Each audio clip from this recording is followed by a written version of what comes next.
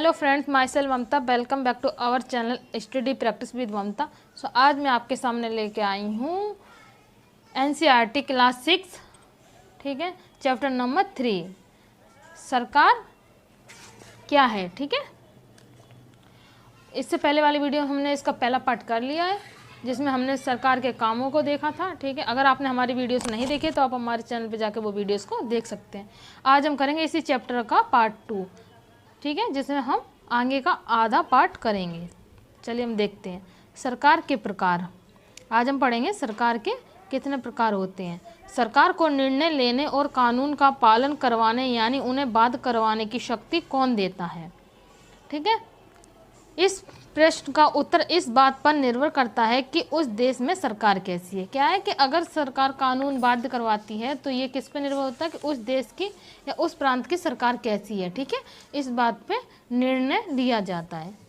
लोकतंत्र क्या होता है? लोगों द्वारा चुनी गई सरकार, जिसको हम लोकतंत्र के नाम से, हमारे जो भारत है उसमें लोकतांत्रिक सरकार है। ठीक है, लोकतंत्र में लोगों की भागीदारी उन निर्णयों को लेने में महत्वपूर्ण है जो उनको प्रभावित करते हैं। क्या आप इससे सहमत हैं? आपने जवाब के 2 कारण लिखे हैं। अगर आप इस चीज़ से सहमत हैं कि लोकतंत्र में लोगों की भागीदारी होती है निर्णय लेने के लिए, तो आप अपने हिसाब से 2 क्वेश्चनों के आंसर दे सकते हैं। ठीक है, अब हम आगे करेंगे। आपके यहाँ जिस प्रकार की शासन व्यवस्था, उसके स्थान पर आप कैसी शासन व्यवस्था चाहेंगे और क्यों?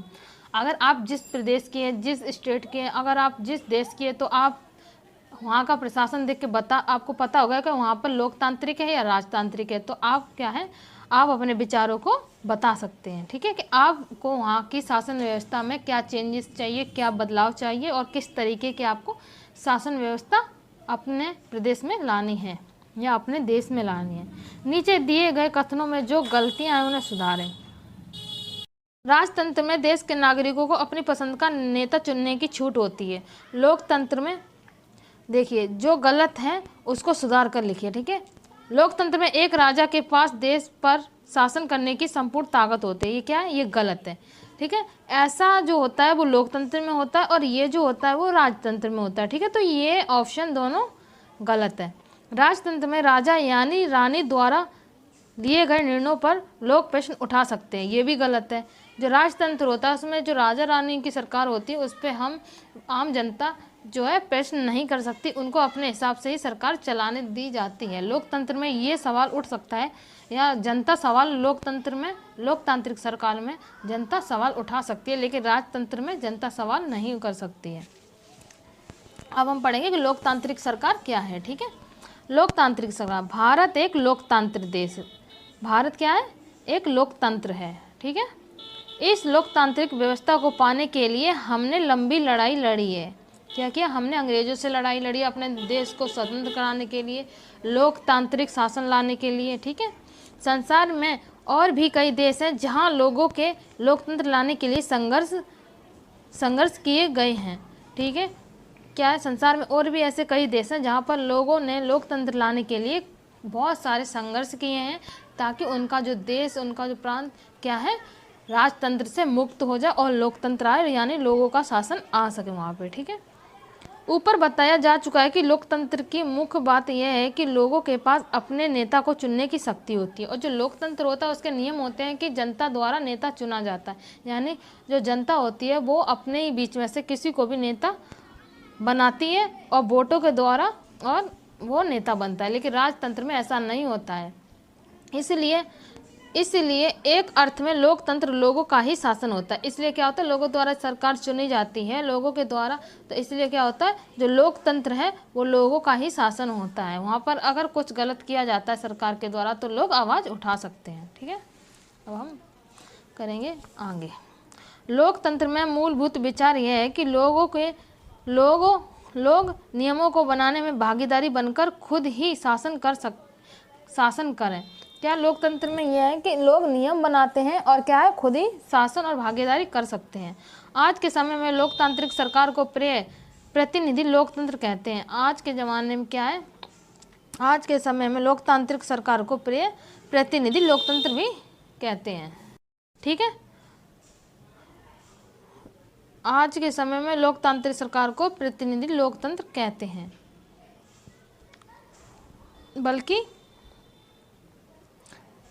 बल्कि चुनाव की प्रक्रिया के द्वारा अपने प्रतिनिधि को चुनते हैं। क्या करते हैं? ये जो लोकतंत्र का नेता चुना जाता है किसके द्वारा? चुनाव प्रक्रिया के द्वारा चुना जाता है। ये प्रतिनिधि मिलकर क्या करते हैं? देखिए ये वोट पड़ रहे हैं, ठीक है, इस पिक्चर के द्वारा दिखाया गया हमें कि यहाँ पे जो वोट देते हैं तो वोट पे हमारा ऐसा निशान लगाया जाता है। उसके बाद हम वोट डालते हैं। वोट डालने के बाद जो है इलेक्शन जब ओपन होते हैं तो उसके बाद फाइनल रिजल्ट के बाद पता चलता है कि कौन सा सरकार में नेता चुना गया है, ठीक है, उसे ही हम लोकतंत्र कहते हैं। ठीक है, यहाँ पे देखिए लिखा गया कि मतदान के समय मतदाता की उंगली पर स्याही से निशान लगाया जाता है ताकि वह केवल एक ही वोट दे सके, ठीक है। अलग अलग पार्टी को वोट नहीं दे सकता। अगर आप जिस पार्टी को अच्छा मानते हैं उसी पार्टी को आप वोट दे सकते हैं। अब हम यहाँ से करेंगे।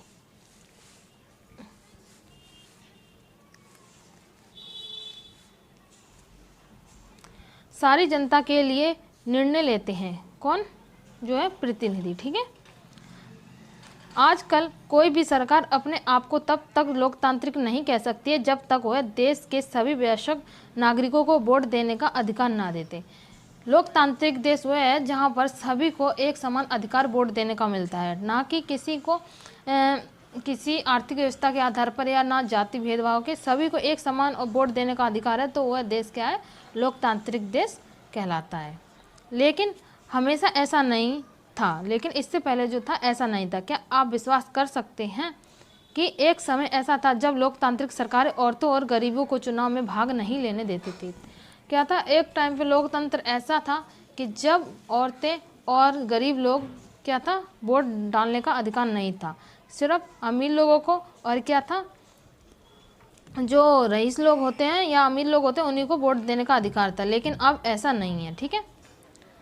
भाग लेने का अधिकार, चुनाव में भाग नहीं लेने देती थी। और अपने शुरुआती दौर में सरकारों केवल उन्हीं पुरुषों को वोट देने देती थी जो पढ़े लिखे हैं। यानी कि जो पढ़े लिखे हैं ऐसा माना जाता था कि सिर्फ वही वोट दे सकते हैं, वही जानते हैं कि अच्छा क्या है बुरा क्या है। लेकिन जो पढ़े लिखे नहीं होते थे या जो स्त्रियां होती थी उनको वोट देने का अधिकार नहीं था। और जिनके पास अपनी संपत्ति होती थी, यानी जिनके पास अपनी ज़मीन होती थी, संपत्ति होती थी, उन्हीं को वोट देने का अधिकार होता था। जो गरीब लोग हैं उनको वोट देने का अधिकार नहीं होता था। इसका मतलब था कि औरतें, गरीब और अशिक्षित को वोट देने का अधिकार नहीं था। क्या था? वोट देने का अधिकार नहीं था उन लोगों को। ऐसी स्थिति में देश उन्हें नियमों के सहारे चलते थे जो ये गिने चुने पुरुष बनाते थे। ऐसी स्थिति में क्या था कि जो अमीर लोग थे या फिर जो पढ़े लिखे लोग थे उन्हीं के हिसाब से ही जो है सरकार चलाई जाती थी, बाकी लोगों के हिसाब से नहीं चलती थी, क्योंकि सब लोगों की उसमें भागीदारी नहीं होती थी। भारत में आज़ादी से पहले बहुत ही कम लोगों को वोट देने का अधिकार था। क्या तब? आज़ादी से पहले बहुत ही कम लोगों को वोट देने का अधिकार था, सबको एक समान अधिकार नहीं था। इसलिए जनता ने संगठित होकर इस अधिकार की मांग की। गांधी जी समेत कई नेताओं ने इस अन्यायपूर्ण व्यवहार का विरोध किया। क्या? गांधी जी और कई नेताओं ने मिलकर क्या किया? इस वोट का जो भेदभाव था उसको ख़त्म कराया ताकि सभी को एक समान वोट देने का अधिकार हो। उन्होंने भी जोर शोर से यह मांग उठाई कि 1931 में यंग इंडिया पत्रिका में लिखते हुए गांधी जी ने कहा था कि मैं यह विचार सहन नहीं कर सकता कि जिस आदमी के पास संपत्ति है वह वोट दे सके। ठीक, गांधी जी ने इसके खिलाफ आवाज़ उठाई कि वही सिर्फ वोट नहीं दे सकता है जिसके पास संपत्ति है, या जो अमीर व्यक्ति है वही सिर्फ वोट नहीं दे सकता है। वोट देने का अधिकार हर किसी को है, लेकिन वह आदमी जिसके पास चरित्र है या संपत्ति है या शिक्षा नहीं है वो वोट नहीं दे सकता है। गांधी जी कहते हैं कि ये कैसा रूल है कि जिसके पास धन है वो वोट दे सकता है और जिसके पास धन नहीं है वो वोट नहीं दे सकता है, या जिसके पास एक अच्छा चरित्र है वो वोट नहीं दे सकता, या जिसके पास शिक्षा नहीं है वो वोट नहीं दे सकता। तो ये कैसा रूल है? ठीक है, जो दिन भर अपना पसीना बहाकर ईमानदारी से काम करता है वह वोट नहीं दे सकता, क्योंकि उसने गरीब आदमी होने का गुनाह किया है। क्या गांधी जी कह रहे हैं कि ये कैसा रूल है कि मतलब कि जो दिन भर अपना पसीना बहाता है, यानी कि जो गरीब है, मजदूरी करता है, वो अपना वोट नहीं दे सकता, उसके विचार व्यक्त नहीं हो सकते, वो अपने विचारों को मतलब वोट के थ्रू बता नहीं सकता है कि वो किसको अपना नेता बनाना चाहता है, तो गांधी जी इसके विरुद्ध थे कि भाई उनका क्या कहना था कि जो वोट का अधिकार होना चाहिए वो सभी को एक समान होना चाहिए, चाहे वो गरीब हो चाहे वो अमीर हो, वोट सरकार चुनने का अधिकार सभी को है। ठीक है, चलिए हम आगे करते हैं।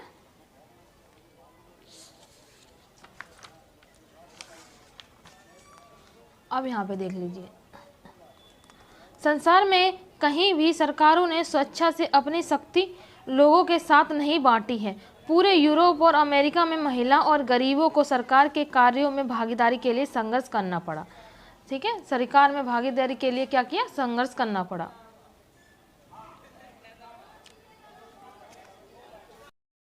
महिलाओं द्वारा मताधिकार के लिए किए गए संघर्ष में प्रथम विश्व युद्ध के दौरान और मजबूती पकड़ी। इस आंदोलन को महिला मताधिकार आंदोलन कहते हैं और अंग्रेजी में इसे सफरेज मूवमेंट कहते हैं। सफरेज का मतलब होता है वोट देने का अधिकार। ठीक है,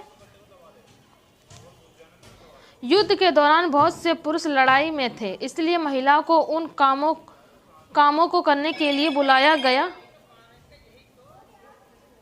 इसलिए महिलाओं को उन कामों को करने के लिए बुलाया गया जो पहले पुरुष के काम माने जाते थे। यानी जो पुरुष थे उनकी संख्या कम हो गई क्योंकि वो आंदोलन में भाग ले रहे थे, इसलिए जो महिलाओं को पुरुषों वाले काम करने के लिए बुलाया गया। ठीक है,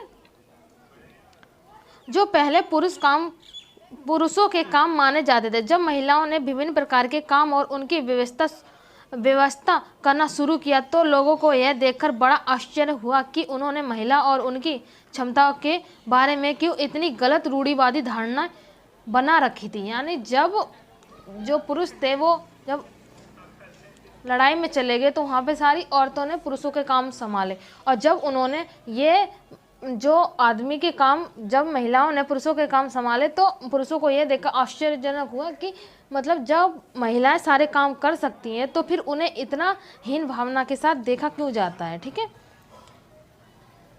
इस तरह महिलाओं को निर्णय लेने के समान रूप से योग्य माना जाने लगा, और इस तरह क्या हुआ, महिलाओं को एक जो पुरुष के योग्य माना जाने लगा। ठीक है, कि महिला भी पुरुष के जितना काम कर सकती हैं और उन्हें कम आंका नहीं जाए, यह बात कही गई। महिलाएं मताधिकार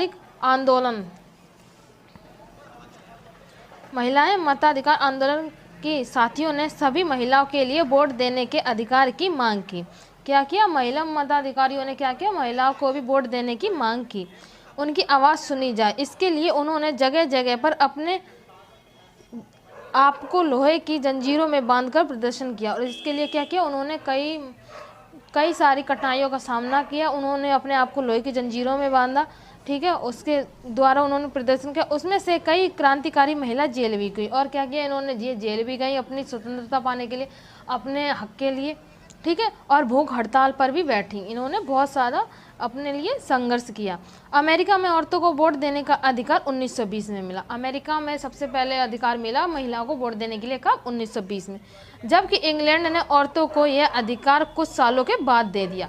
और 1920 में अमेरिका को मिला, उसके बाद इंग्लैंड को कब, 1928 में यह अधिकार मिल गया कि महिला वहाँ पे इंग्लैंड में वोट दे सकती हैं। ठीक है, हमारा चैप्टर नंबर 3 कंप्लीट होता है, सरकार क्या है। ठीक है, इस चैप्टर में हमने पढ़ा सरकार के कार्य क्या होते थे, सरकार किन कार्यों के लिए जानी जाती है, सरकार की भूमिका क्या होती है, लोकतांत्रिक क्या होती है, लोकतंत्र में किन लोगों की भूमिका होती है, लोकतंत्र किन महिलाओं और पुरुषों किन लोगों के द्वारा बनाया जाता है, अमीर वर्ग या गरीब वर्ग। गांधी जी ने इस पर अपने विचार व्यक्त किए। ठीक है, तो आज का हमारा ये चैप्टर नंबर 3 यहीं पर ख़त्म होता है। अगर आपको हमारी वीडियो अच्छी लगी है तो वीडियो को लाइक करें, शेयर करें, और हमारे चैनल को सब्सक्राइब करना बिल्कुल ना भूलें। बेल नोटिफिकेशन आइकन को प्रेस करें जिससे हमारी आने वाली वीडियो आप तक पहुंच सके। ठीक है, हम मिलेंगे इस पॉलिटिकल साइंस का 4था चैप्टर लेकर अपनी अगली वीडियो में। जब तक के लिए बाय एंड टेक केयर।